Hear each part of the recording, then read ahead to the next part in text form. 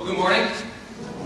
Good to be with you here today. It's good to begin this new year by gathering together as God's people, gathering to worship God.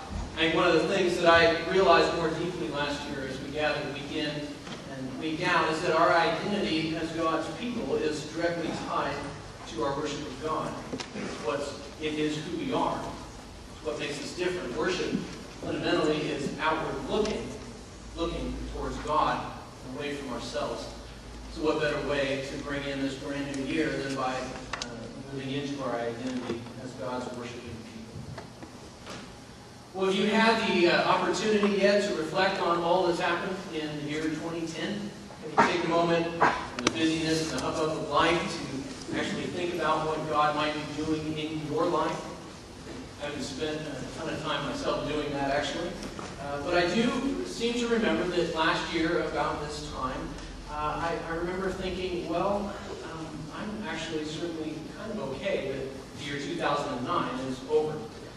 For many, 2009 was a challenging reason for a variety of things.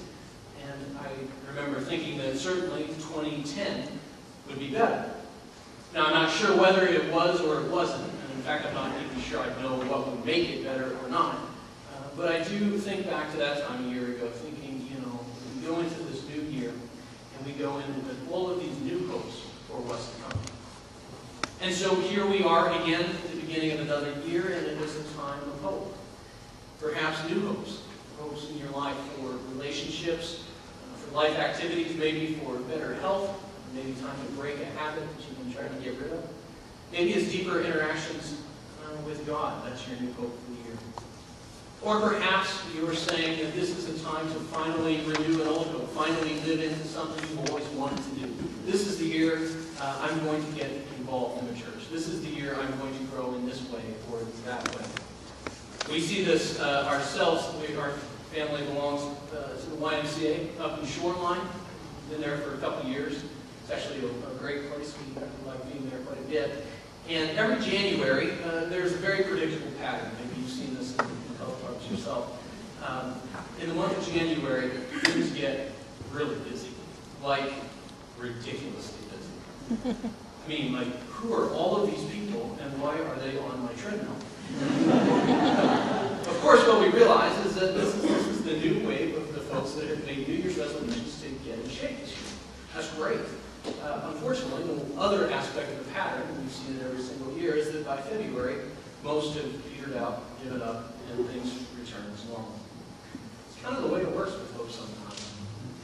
But hope is a big theme around this time of year, and our church calendar tells us that it's still the Christmas season. So for one more time today, we're going to return to the Christmas story. The event of today's passage would have taken place about 40 days after the birth of Jesus. It will be found in the book of Luke, chapter 2, verses 22 through 35. It's on page 51. If you're able, would you please stand for the reading of God's word?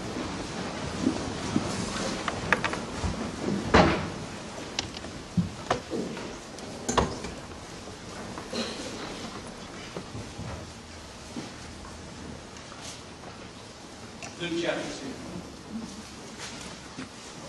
When the time came from there, that was Mary and Joseph's purification according to the law of Moses, they brought him, that's Jesus, up to Jerusalem to present him to the Lord.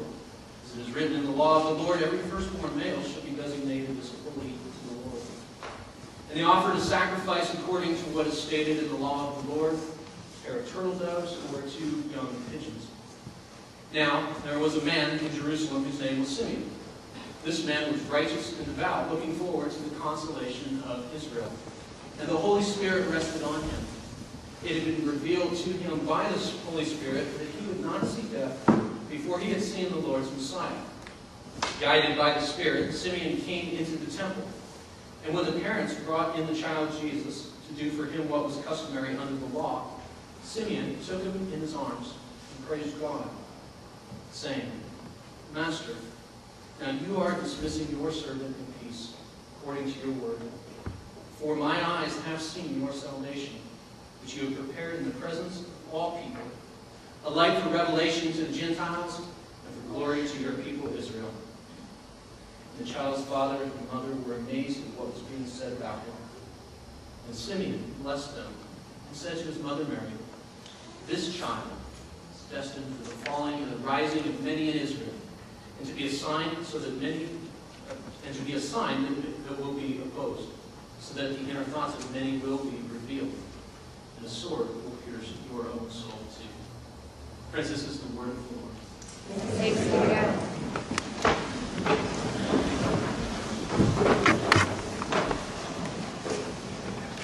This is a neat story, isn't it?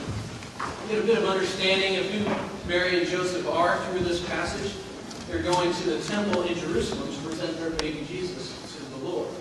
These are the actions of faithful Jews at that time. The Mosaic law prescribed that every firstborn male was to be presented to the Lord.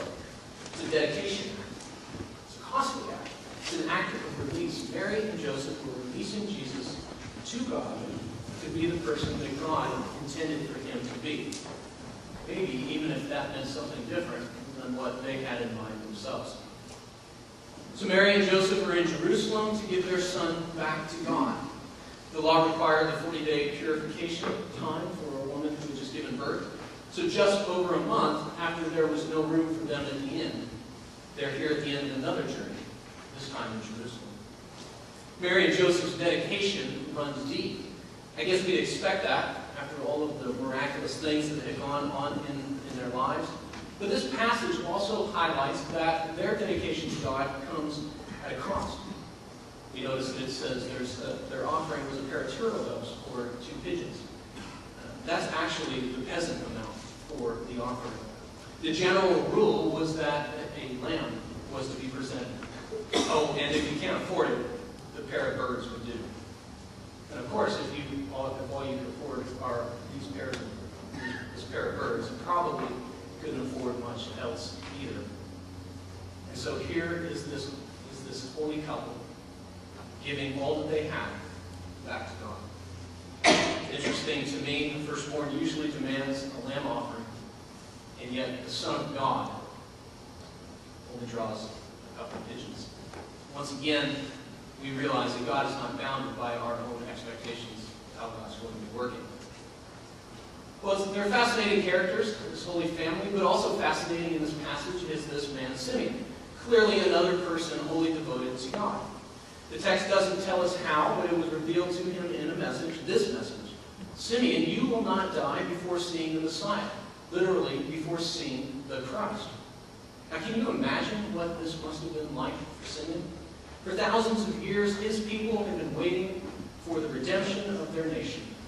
Sure, you'd seen God acting in the past in certain ways, enough so that you had confidence that God would act. But still, Israel, your nation, is just a blip on the international scene. Militarily, economically, politically, insignificant and irrelevant. And yet there were these strange promises of God that this nation would be a great light to the world.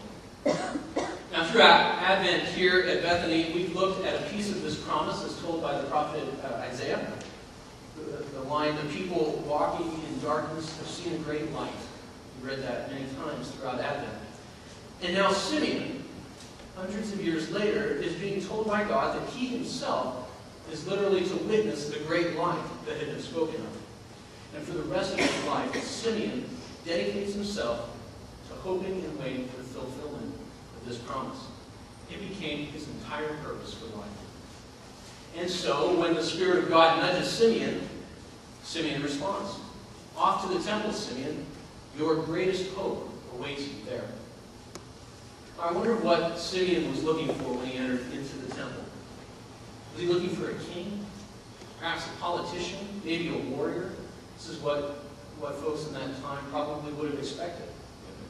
Well, we don't know exactly what he was looking for, but what he found was a newborn baby in the arms of a peasant teenager. As insignificant in their world as Israel was in its world.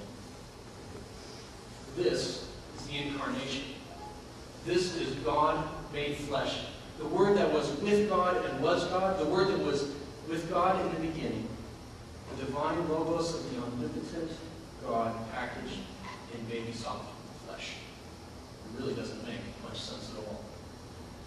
I wonder if God has done anything in your life like that this year. God show up in your life in a strange or an unusual way. Perhaps something you were sure of, something you knew was going to happen, didn't quite pan out that way this year. Maybe life threw you a twist or a turn that you weren't expecting. I can't imagine Simeon was expecting to find a baby. And yet, here's what's remarkable to me. Simeon knew that this was the long-awaited Messiah. Now, how did he know? It doesn't say. But I can only imagine that Simeon was looking for God, and through the Holy Spirit, Simeon was able to see God. He saw God in the odd gaze of this newborn child.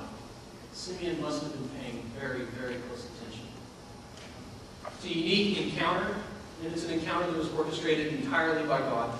It's the law of God that has brought Mary and Joseph and Jesus to the temple. Their devoutness and faithfulness led them there. And it was God's revelation to Simeon that brought him to the temple as well. God's doing everything here. And let's also notice where here is in this passage. Let's notice that this meeting occurs in the temple. Now you might remember again earlier this year, or earlier last year, we talked about the rebuilding of this second temple in our Ezra and Nehemiah series that we did last year.